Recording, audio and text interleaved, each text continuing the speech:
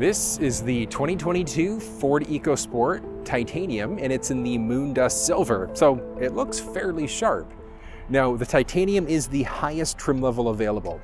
You've got the option for the S, the SE, the SES, or the Titanium trim level of the vehicle.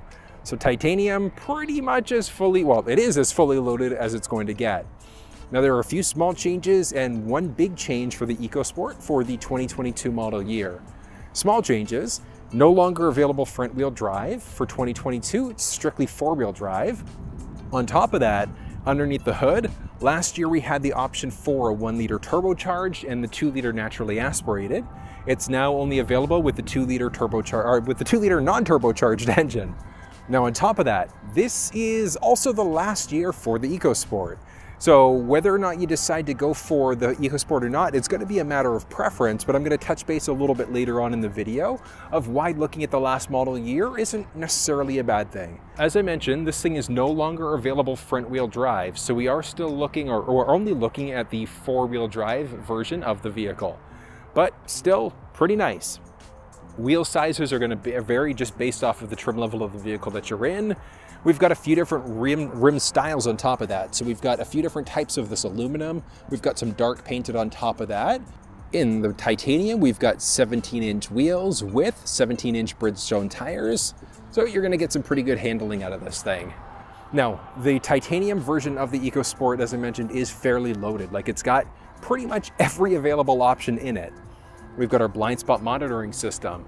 Make it on the top there. We've got our little sunroof. We also have the reverse sensing system in the back, backup camera, as well as our rear wiper. So all of the basics. Fuel inside of the EcoSport does just require regular 87 gas, so you don't need to use a premium fuel inside of this thing whatsoever.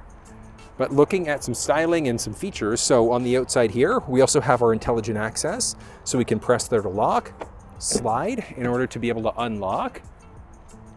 And we've got the interior of the EcoSport.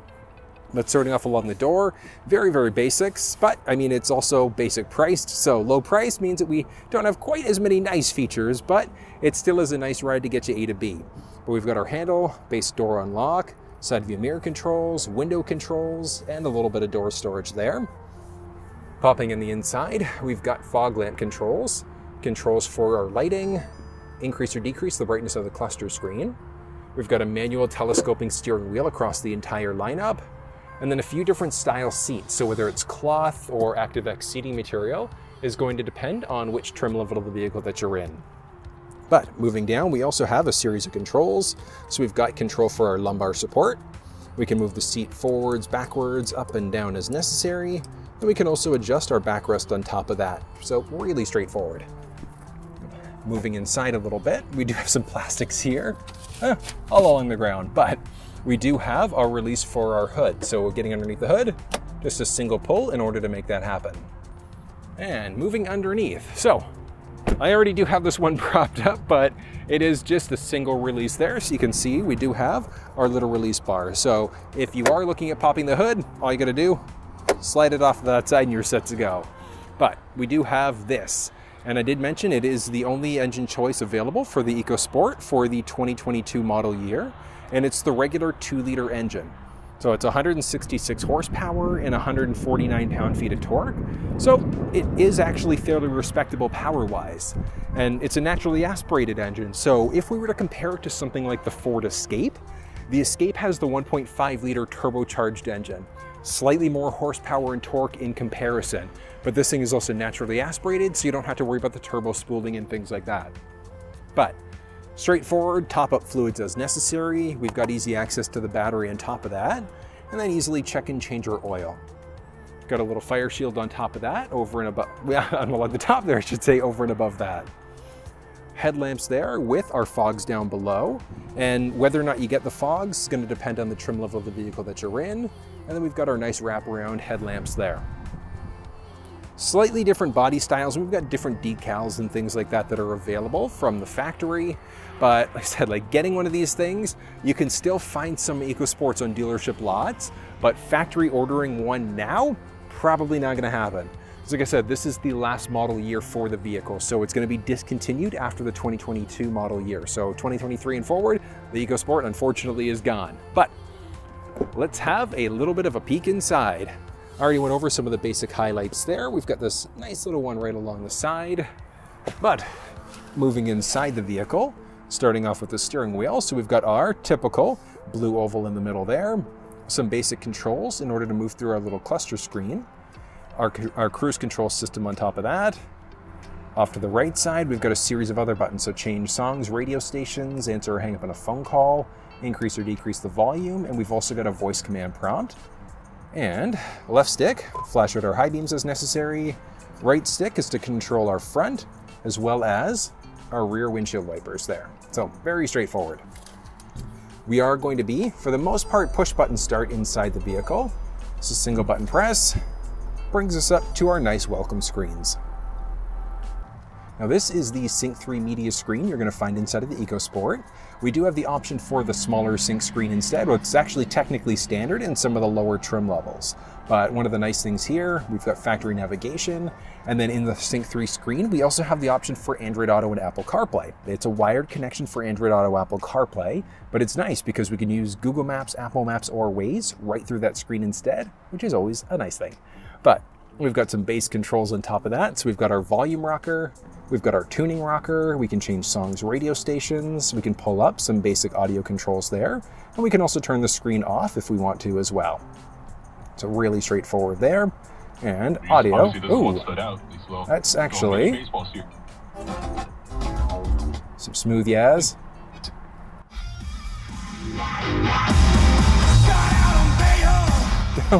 I gotta say, like, decent song. The song is good, band is nice, but the sound is pretty dang good inside of this, and that's because it's got the optional 10-speaker Bang & Olufsen sound system. So it's, well, technically 9-speaker plus a subwoofer, but it's either going to be a 6-speaker or we've got this 10-speaker, just depending on the trim level of the vehicle that you're in. But I mean, you heard there, the sound on this is actually surprisingly nice. It's pretty good. But as we start to move down here, we do have our climate control settings there. So adjust our fan speed as well as our temperature, base climate control settings, heated seats for the first row, as well as a heated steering wheel. Moving down, we've got our auto start stop system. So that's the one that's potentially going to kill power to the engine if we're stopped for an extended period of time. We've got our traction control as well as 2 USB ports. Then there's a 12-volt power point down here. Off to the side, we also do have our plus minus buttons. So if we've shifted down into our sport mode, we can adjust what gear we're in if we'd like to. Moving down from there, we've also got our shifter, we've got our parking brake, which is nice. Shifter there, parking brake there. We've also got a few cup holders. You might just be able to make it out, but we do have ambient light as an option in there. A little storage tray back there. We've got a little armrest that's also fully removable. And a tiny little storage area down there. Moving up overhead, we do have the option for an auto-dimming rear view mirror up here. We've got some base controls for the inside. We've also got a little sunroof. We can easily open up there, so we can kind of pop this thing open fully, go for a little bit of a walk. So it is nice. Now, it's obviously not full panoramic like what we're gonna find in the Escape. It's a little bit more Bronco Sport-esque, but it still is nice we've got that available there as an option. Really nice. Nice. But overhead from there, we do have our visor, vanity mirror with no built-in lights, little business card holder, and this thing also stretches. Does it stretch? Oh no, she is locked in place. That's not moving. All right, so the visor is locked into place, no option of sliding back and forth as necessary there. But moving out to the side here, did mention we've got all of our instrument lights and things like that. Back into our blue oval. All right, and let's go and take a peek at the second row. So, very similar door styling to the first row. We've got our metallic highlight along the middle and a little bottle holder along the door. We've also got a nice amount of space back here. It's actually not too bad, but not a lot of features though. We do have our pocket along the passenger side, and we also do have a little power point down there. So that's a traditional wall outlet you're gonna find inside of some versions of the vehicle. Now, the seats are actually interesting because we've got a few different ways that we can fold these things down. We've got a button right along the very top there, so we can actually fold this down first, button press, and then we've got a button press here. in order to drop it down. And I mean, pretty straightforward to do that, but, oh, actually, you know what? I don't know if you saw that. We've got our tether points. So we've got our top tethers, we've got our anchors as well. And then we've got this tab on both sides. So we can crank that up in order to have this kind of exposed area. But now if we were to fold the seat down, it gives us like a fairly flat fold. So really useful if you are looking for a flat fold. We've got multiple storage areas. I'll show you when we get into the trunk of the vehicle. But it is nice, we've got that as an option there. And I don't know if you noticed that, we do also have cup holders, which is nice. Now, moving inside. The seats inside of this are actually surprisingly comfortable. And space-wise, it's actually pretty good in the second row. So like I'm 6 feet tall and I've got like ½ inch of head clearance space. So not a ton of space, but like just enough. Now, could you fit 3 full-size versions of me back here? It'll be like a little bit tight. Like a teeny little bit tight. The person that's in the middle is gonna be like the one who like took the short straw. But 2 versions of me, not a problem. If you've got kids, like I mentioned, front-facing, rear-facing child seats, shouldn't have an issue whatsoever. We've got our anchors and tethers and things like that. And like even spacing-wise, like I've got a nice amount of knee space, decent amount of foot space on top of that. Feature-wise back here, we've got a hook along the driver-passenger side.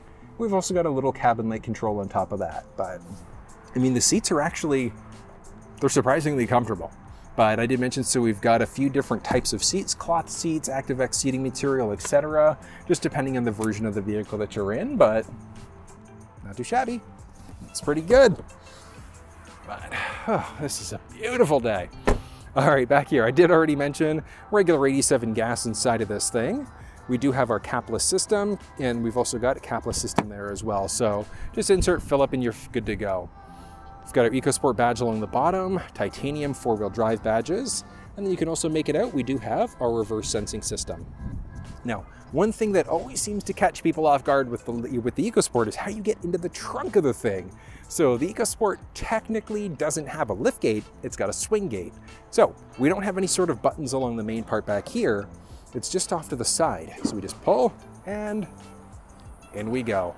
But I mean, have a look at the space back here.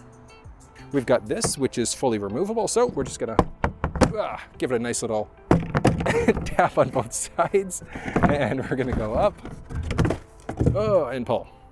So straightforward to remove. And then we've got our thermoplastic rubber trays as well. So this is nice, available right from the factory or aftermarket as well. But pulling all of these out, you can make it out there. So we've got our tether points down there as well. We've got a storage tray that we can also go to a few different levels. So you can see we've got technically 3 levels. So we've got very bottom, we've got along the middle, and we can also push it along the top there. Oh, this is challenging one-handed. Okay, there we go. Along the top there. So it's gonna give us a flatter fold because if we fold the seat down, so very straightforward there, but I mean, it does open things up nicely, but look at this different view instead. So if we've got the seats fold down slightly differently, opens things up even more, which is fantastic. But this tray, we can also lift it out completely. We've got our inflator kit, our goop, etc. there. So really straightforward if we ever need to fill up ourselves. If we have a basic puncture that we can easily seal off, but there's not a lot to the EcoSport. It's a basic vehicle. Towing capacity inside of this thing is actually pretty respectable. You can get up to 2,000 pounds towing out of it, which is pretty nice. So factory options not available, but you could always do something aftermarket from your Ford dealer. Now, I did mention, this is technically the last production year for the EcoSport. So it gets us down to the question of, do you look at a vehicle that's in its final production year? There are a few benefits and a few downsides. Now, one of the downsides of purchasing a vehicle in its last production year is that typically the resale value isn't going to be the greatest right away. And that's just because of the perception of, well, it's its last model year. So there are certain vehicles that are outliers there, and time will tell if the EcoSport's one of those outliers, but one of the benefits of also buying a previous year's model is you can typically get a pretty dang good price on it as well. So if you're a value shopper, you're just looking at something to get you from A to B, the EcoSport could be something that's on your radar. I mean, you might be able to get a pretty dang good deal on it. Like Formula Ford here in Pickering, they'll probably be able to hook you up with a pretty good deal on one of these things, which it's a nice thing. Now, on top of that, there's also the idea of right to repair. So if you look at it, there's a few other vehicles in the Ford lineup that are going away next year or within the next couple of years. So it's a matter of what happens if something happens. So part availability and things like that. So right to repair essentially means that manufacturers have to make sure that parts are available for this thing. It's up to 10 years typically after the last model year date. So if you are contemplating the EcoSport, just go in knowing that you are covered from that perspective. Part availability should still be there for the foreseeable future, you know, in the next 5 to 10 years or so. But if you're still kind of like, oh, maybe not, you could always look at the larger Escape instead. It's going to give you a little bit more power and some more size on top of that. But that was a quick look at the Ford EcoSport Titanium. If you're looking for more of a walkthrough, like you want to know how to use the steering wheel cluster or that media screen, you'll find those links down in the description. You'll also find the build link for this EcoSport and the contact information for Formula Ford if you want to try to put in a competitive offer to try to buy one of these things. But if you enjoyed the video, thumbs up, share it with somebody if you think it might be useful. And until I see you next time, take care.